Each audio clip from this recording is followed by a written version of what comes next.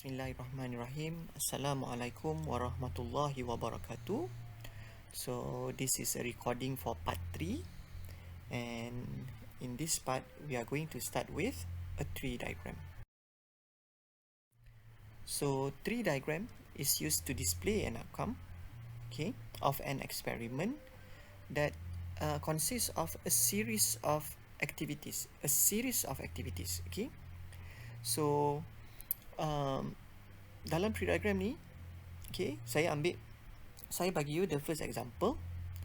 If a coin is tossed twice, okay, please make sure that you understand apa maksud coin is tossed twice. Dia ada satu je shilling, tapi shilling ini dia baling 2 kali. Baling sekali, dapat outcome, baling lagi sekali. So this kind of experiment can be displayed in dalam bentuk tree diagram. So dalam tree diagram ini, okay, kalau you tengok, dia sebenarnya dipecahkan kepada 2 parts.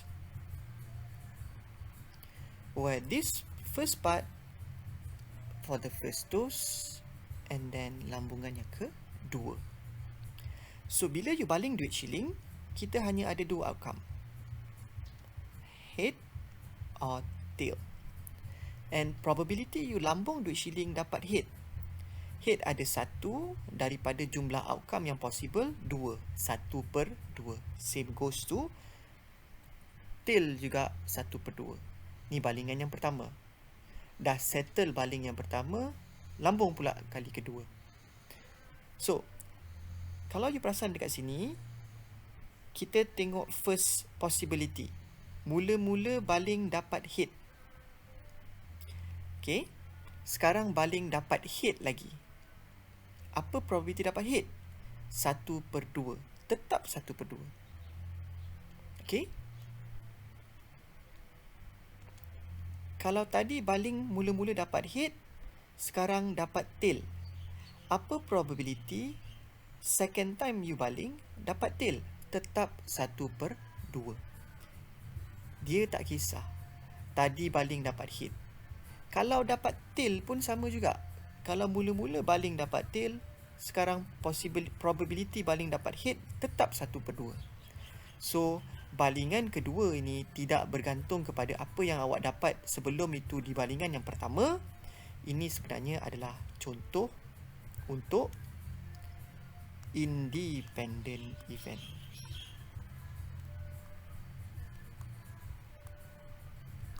Kenapa independent event? Probability untuk balingan yang kedua ini tidak berubah, no matter what you get before that. Okay, so you tengok dekat sini. Probability baling pertama dapat head 1/2, balingan kedua dapat head 1/2. Apa probability baling dapat 2 head? Baling pertama head dan baling kedua dapat head. Sebab ni adalah independent event, awak multiply je. Intersection untuk head dan head adalah 1/4. Probability untuk dapat head dan tail 1/4. 1/4. You multiply sahaja. Tak ada conditional probability dekat sini sebab dia adalah independent event. Okay. Now saya bagi you example yang kedua. Nak lukis tree diagram. Kalau sekarang ni dalam example ini dia kata company A sell cars which are manufactured at 3 different factories, X, Y and Z, with proportion of 35%, 25% and 40% respectively. Record shows that the proportion of mechanical malfunction of car manufactured at X, Y and Z adalah 1%, 2% dan 1% respectively. Draw a tree diagram. So, you kena faham daripada soalan ini, dia manufactured kereta.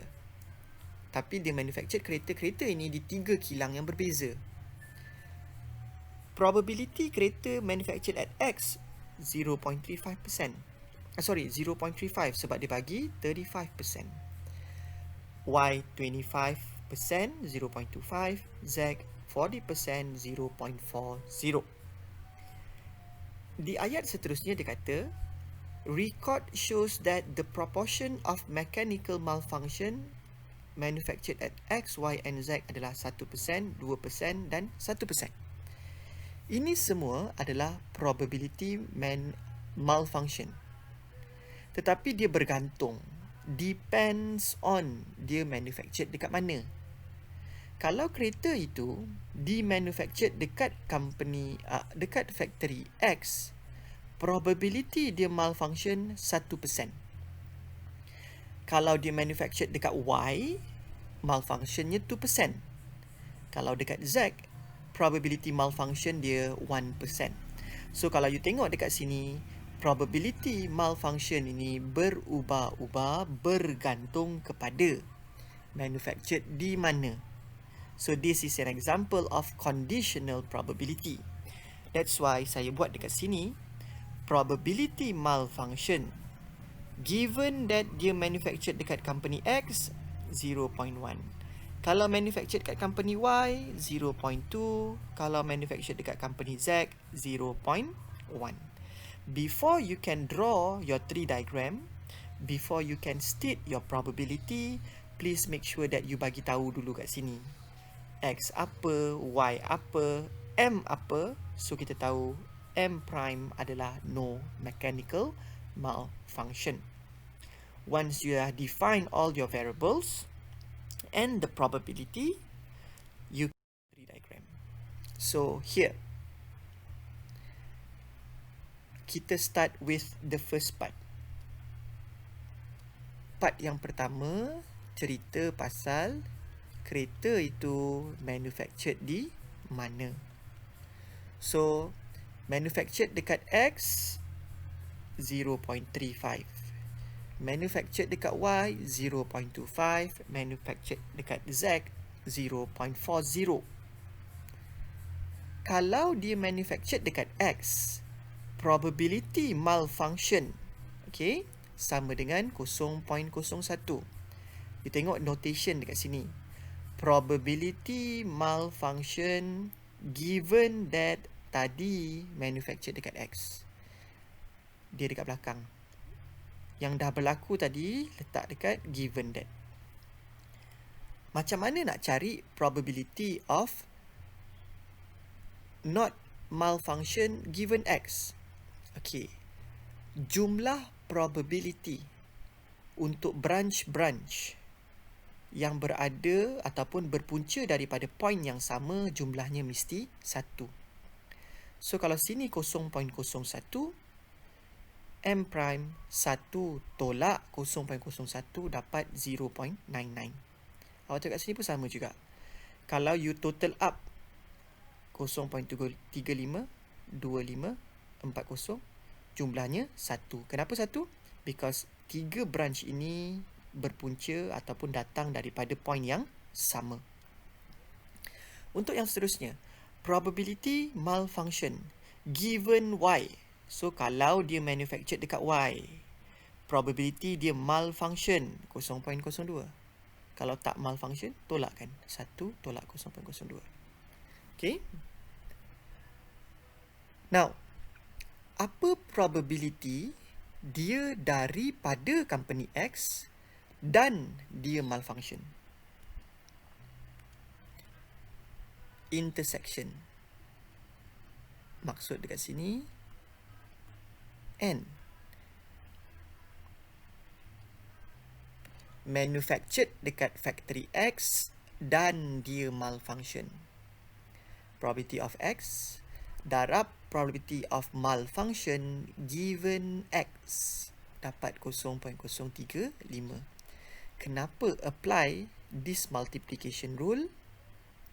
Sebab this is an example of dependent event.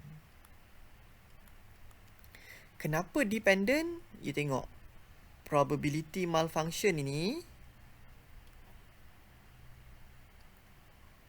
sekejap 0.01, kejap 0.02, kejap 0.01 balik. Kenapa berubah-ubah? Dia depends on sebelum tu manufactured dekat mana. Sebelum tu manufactured dekat mana. Kalau Z 0.01, kalau Y 0.02, kalau X 0.01, depends on the previous where dia manufactured. Okay, so harap boleh faham. Now kita tengok, kalaulah soalan tanya, if one car was selected at random, what is the probability that the car was mechanically malfunction? Okay, mechanically malfunction tadi kita denote as M. Ada tak dia bagi tahu mechanical malfunction ni daripada factory X ke Y ke Z? Tak ada. Yang dia nak tahu apa probability malfunction.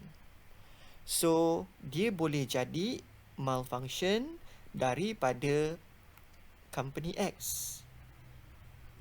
Malfunction dan daripada X. Atau daripada Y yang malfunction. Atau daripada Z yang malfunction. So, ada 3 possibility. You tambahkan. Malfunction daripada X, tambah daripada Y, tambah daripada Z. So, probability you dapat, you pilih a car dan that car was malfunction adalah 0.0125. Nak express as percentage pun boleh juga. Okay, 1.25%. Okay, boleh faham? Now, next one. Tapi kalau soalan tanya macam ni, if a car was selected at random, okay, and found to have a mechanical malfunction, what is the probability that the car was produced at factory Y? Dia pilih satu kereta and kereta itu didapati ada mechanical malfunction.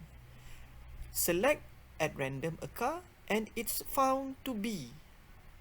Found to be ni macam given that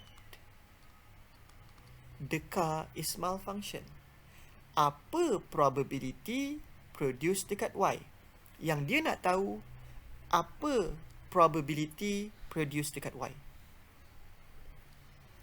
Tapi given that the car have a mechanical malfunction, so what is the probability, okay,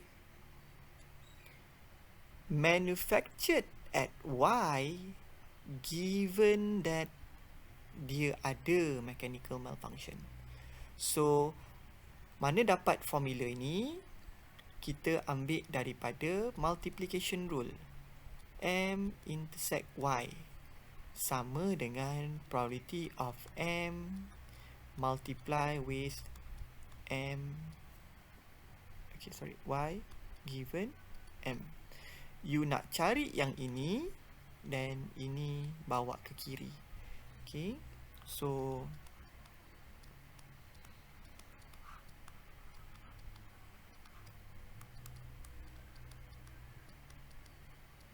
that's why dia dapat this formula. So, probability of M intersect Y daripada tree diagram. Probability of malfunction daripada soalan yang sebelum ini. Okay. So, you dapat jawapan 0.40. Okay. Please make sure that untuk multiplication rule, okay, kalau dekat depan ni M, sini mesti YM.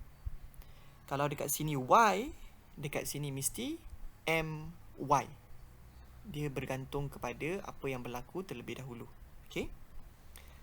Jangan terbalik, takut nanti bawah ni awak salah bagi. Right? And ingat juga, okay, saya ada mention juga sebelum ni, probability of M intersect Y samalah dengan probability of Y intersect M. Tetapi probability of M given Y tak sama dengan probability of Y given M. Please remember that. Selain daripada tree diagram, okay, soalan juga boleh bagi you all contingency table.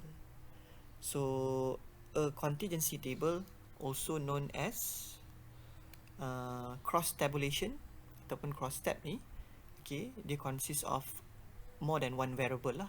Okay, so dalam contoh ini saya bagi you gender dan juga eye color. So you have dua variable, satu variable gender, another variable eye color. Daripada this contingency table kita boleh cari probability. Contoh, soalan tanya what is the probability that a person will have black eyes. Black eyes, yang lelaki boleh, yang perempuan boleh. Totalnya berapa? 45 black eyes. Per total, semua grand total ni 167. So probability black 45 per 167. Tapi kalau soalan tanya, what is the probability that a randomly selected person will have a black eyes given that they are female? Syarat dia mesti female. So jangan tengok male, tengok female sahaja. Berapa ramai yang black eyes? 20. Female berapa? 85 secara keseluruhan. That's why 20 per 85.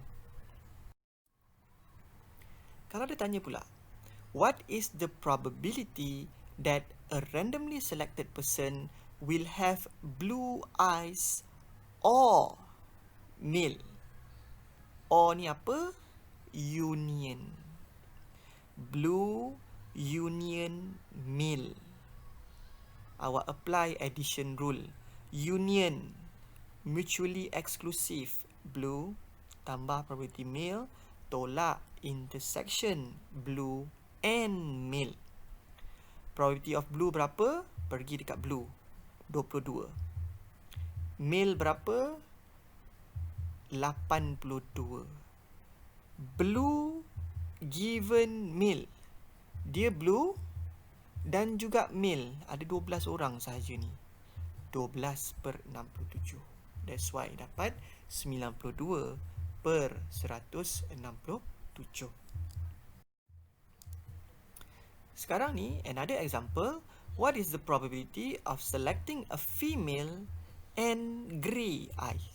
And intersection.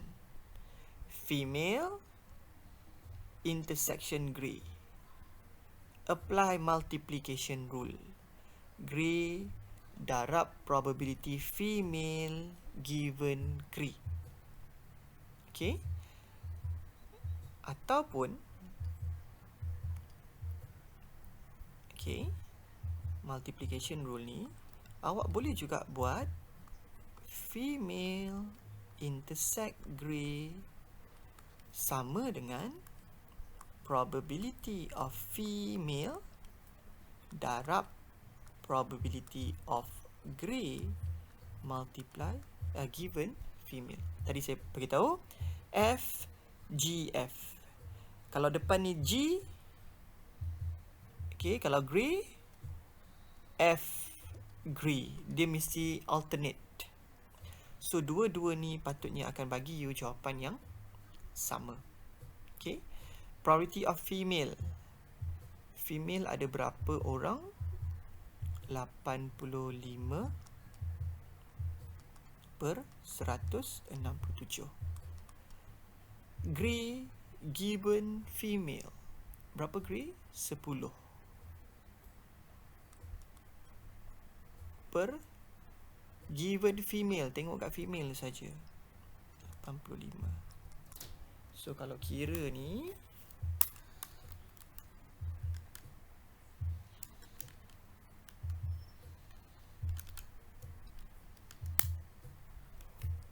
okay, dapat sama dengan this one. Okay, so that's all. Kita dah habis probability and counting rules. So saya akan bagi awak beberapa example kemudian and insyaAllah kalau tak ada halangan kita akan conduct Google Meet. Assalamualaikum warahmatullahi wabarakatuh and thank you.